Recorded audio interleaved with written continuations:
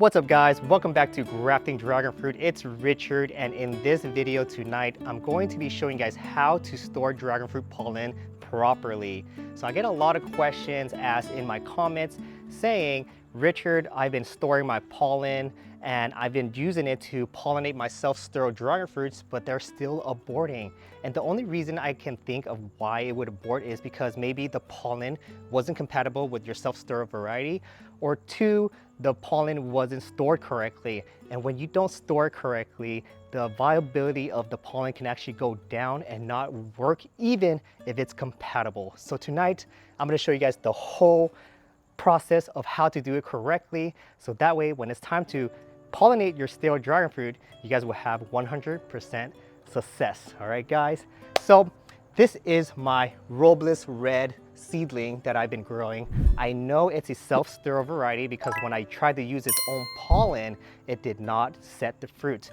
It eventually turned yellow, got very wiggly, soft, and aborted itself. So I know for sure this one does not accept its own pollen. So that's why it's a self-sterile variety. So tonight I'm gonna show you guys how to get it to fruit, how to collect the pollen, and then how to store it the very next day. So if you guys are ready, let's pollinate the dragon first, and let me talk to you guys a little bit why I'm pollinating the way I am. So this is why it is so important for you guys to store or freeze dragon fruit pollen. And there's two ways that I've been using to store my dragon fruit pollen. One is using the refrigerator and one is using the freezer. Both ways work very well, but you have to kind of plan when to use which method.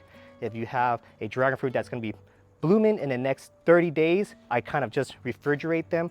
But if you know you have dragon fruit that's not gonna bloom into another month or two, then I would freeze them and just have them ready as backup for when a variety that's sterile starts to bloom, I have pollen accessible. So tonight, I'm going to be using refrigerated pollen, and this been collected on August 3rd. Today is August 14th. So it's only been about a week and a half since this pollen has been harvested and been sitting in my refrigerator. So here we have it. It's in my jar. There's a silica pack in there to keep everything dry, but you guys can see those clumps in there means that the dragon fruit is nice and dry. So let's go ahead and use this pollen to pollinate it. So tonight's pollen is Sugar Dragon. Sugar Dragon is a self-fertile variety that works very well on a lot of sterile varieties and also even self-fertile varieties if you just want to use Sugar Dragon on those varieties itself. But tonight I'm using it on this Robles seedling, so that way I can get the fruit to set. If I were to just use its own pollen, that would not work. All right guys, just gonna take this down here. And the surprising thing is, you guys, you see how these anthers are touching the stigma? So that kind of tells me that it somewhat could have been self-fertile, but don't let this fool you.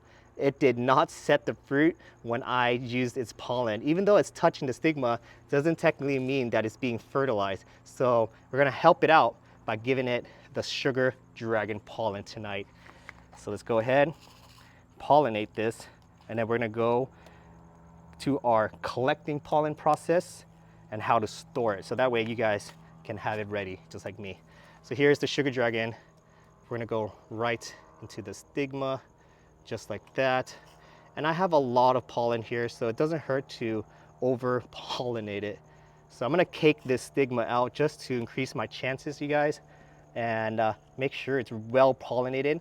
So that way the pollen really gets into the stigma and then set to my fruit. I'm gonna do one more giant glollop of pollen. You guys can see my brush here, and we're going right in there, making sure it's being dabbed on all of that.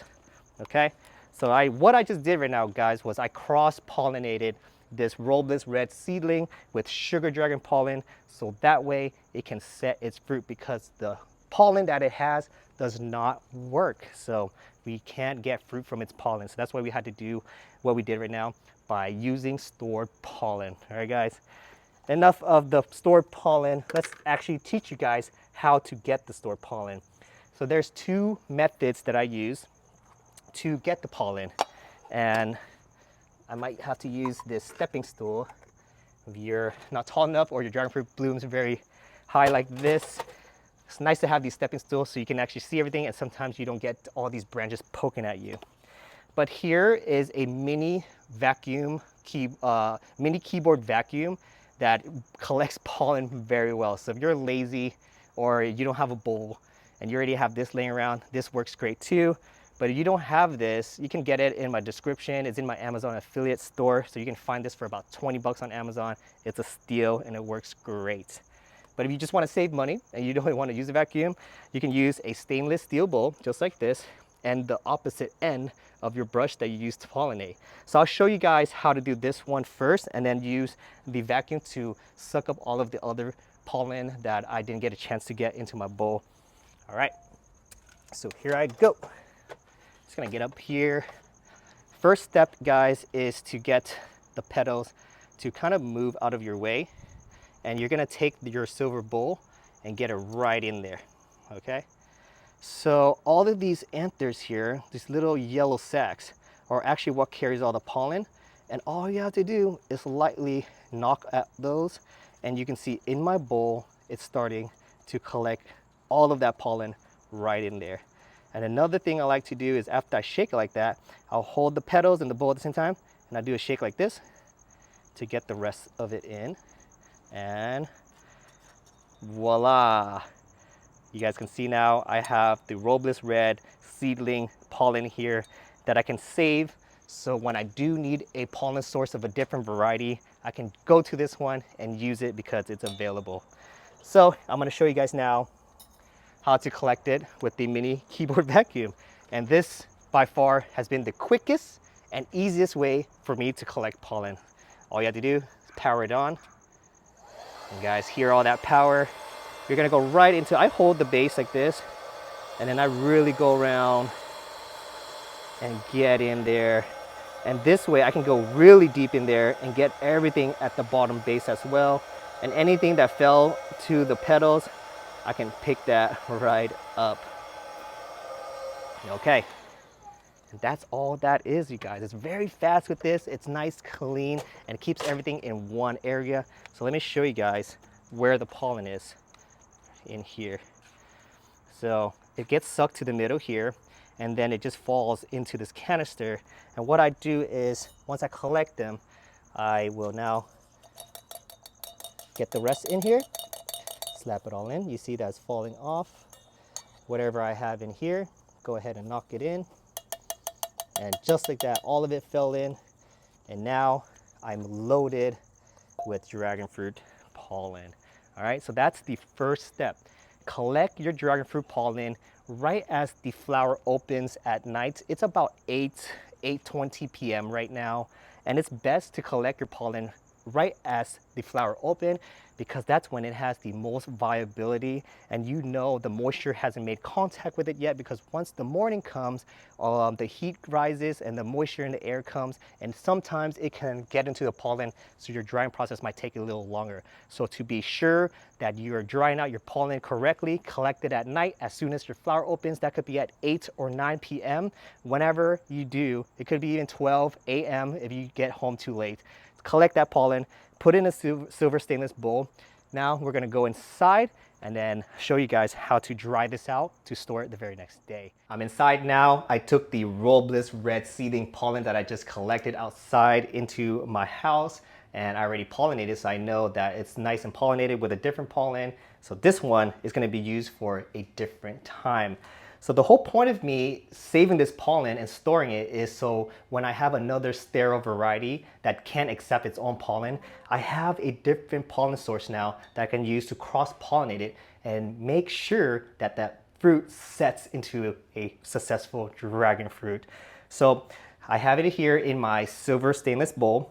And if you're in California, I like to let this dry out for at least 12 to 15 hours latest, like max, because we are in California. It's not as humid as other states like Florida or Texas, where you have a little bit more humidity. If you do have a little bit more humidity in your area, then leave it out to dry for at least 15 to 18 or 24 hours. It just really depends how wet or humid your area is. But in California, in Anaheim, I only let it dry overnight. So I collected this pollen about 8:30 p.m.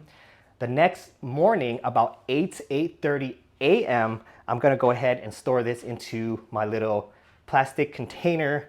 And I like to use plastic because the condensation doesn't happen as much than the glass jars. I've noticed when you use glass jars, the condensation stays a little bit longer, and moisture is pollen's worst enemy when you guys are storing pollen. So I prefer using plastic urine sample jars. You can use plastic medicine containers where you're the containers that hold the pills. As long as it's airtight, then you guys are safe, okay? I do see people using glass containers too, and if that's all you have, you can definitely use it. Just be a little bit more cautious about that condensation. When you take it out of your refrigerator or freezer, I'm gonna show you guys how to do that. Just make sure that all of the condensation and the jar has warmed up before opening it, because once you open it, hot air and cold air mixed together will cause moisture, and then it will ruin your pollen, okay guys? So some things you guys need to store pollen is one of these jars, a plastic jar, medicine jar, doesn't matter as long as it's airtight, and some silica packs. These are decusant packs that continuously pulls out moisture. And I like to use these 1 gram ones because they fit into the container really well. And sometimes I use 2, sometimes I use 1. If it looks a little still too wet to me, I like to throw in 2, but if it looks dry, then I'm comfortable with throwing in 1. But that doesn't all happen until the very next day. So I just collected this pollen. So what the next step is right now is to just let it dry out, okay guys? So what I'm gonna do is put it in this bowl, leave it in the corner in my kitchen. The ambient temperature in my kitchen is about 72 to 75 degrees. You want it to slowly dry out, and you don't want it to dry out too quickly because this is gonna extend the lifespan of the viability of the pollen.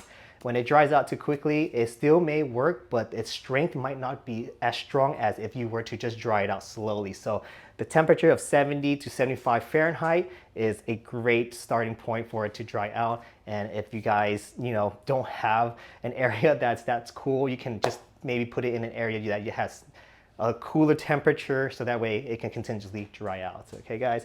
But that's all that we're gonna do today. So we collected the pollen.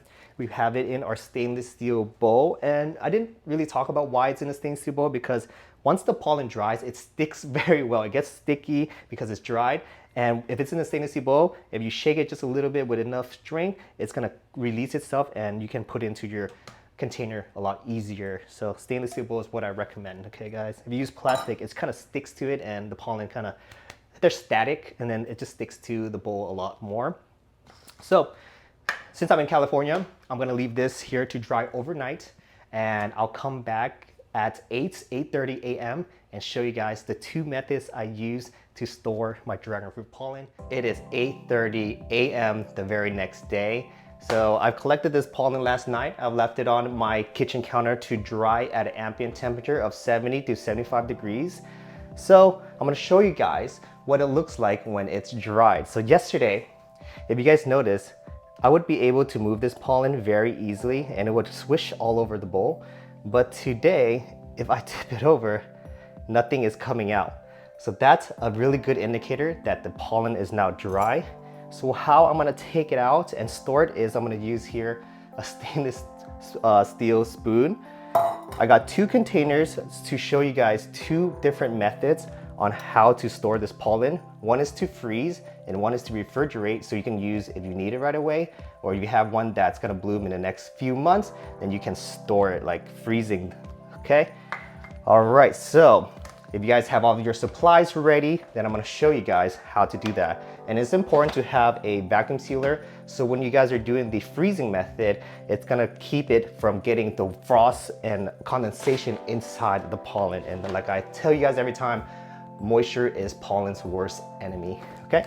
If you guys are ready, let's go ahead and get started. So today I'm gonna use 2 decusant packs per container. And these are just the 1 gram decusant packs, silica packs that I'll be using today. You can use bigger ones, so you don't have to use 2, but since they're a little tiny, I'm going to use 2. All right, guys, so I'm gonna use half for refrigeration and half for frozen. You guys can do full refrigeration or full frozen depending on what type of dragon fruits that's gonna be blooming in the next few days or weeks or months for you guys, okay? So to release the pollen is, like I told you guys, look, I'm shaking it and it does not move, it's stuck in there. So I know the pollen is dry. So that was only 12 hours for me in California. So what I'm gonna do is just like that. So that releases the pollen, just like that. Next step is I'm gonna use a plastic sterile container. This is just gonna ensure that it's gonna stay in there without contamination, and also condensation works better with plastic in my experience. So what I do is I kind of just shake it like this, and once it gets a dollop in there, that is more than enough to pollinate at least 5 to 6 flowers. So you don't need much, guys. A little dab will do the trick. Next step now, guys, is I'm gonna put these decussate in, and I kind of have them hang right there so they're not really touching it. So any moisture is within that container, it would just suck it right up in there. Last step, or not last step, next step is to close it. And now we're gonna label the date. So today I use Robles Red seedling, Robles seedling. And I'm gonna write today's date, which is 8/15, and that I've stored it at 8:30 a.m. So this gives me an indicator of what type of variety of pollen I'm using, the date that I've stored it, so I know how long it's been in the refrigerator or freezer, and the time that I've collected and stored it, so I know that I did it at the right time, so I have confidence that this pollen will work.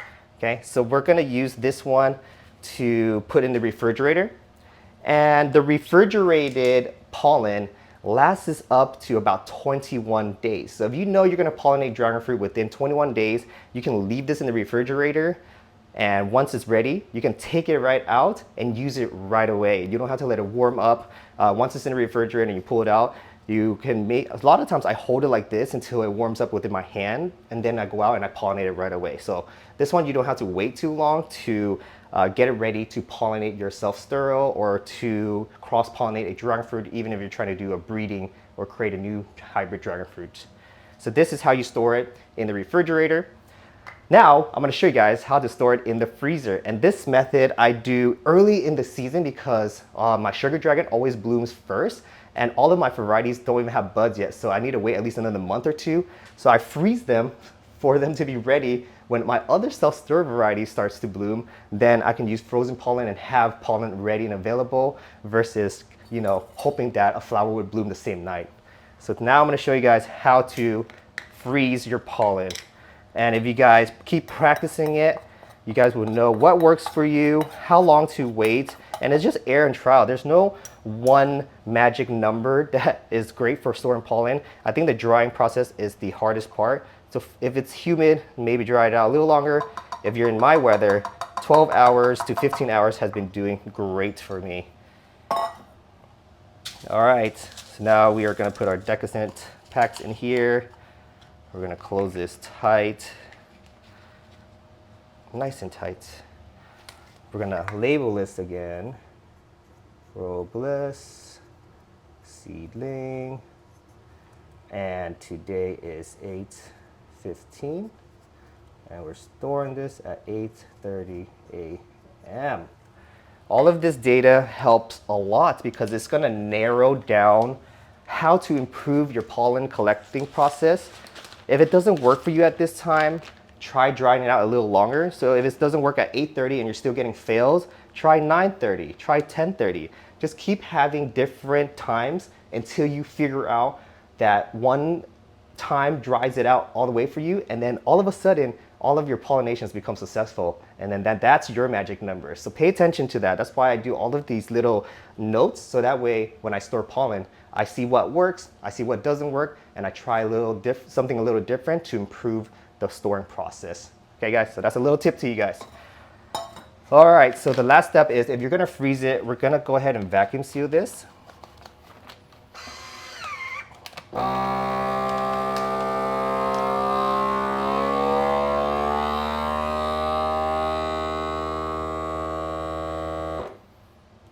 And just like that, it's safe from frostbite, any condensation that might get into it once you put it in the freezer, or sometimes things get so cold, they find a way to get moisture inside the jar. So vacuum sealing will protect it from all of that exterior damage and interior damage.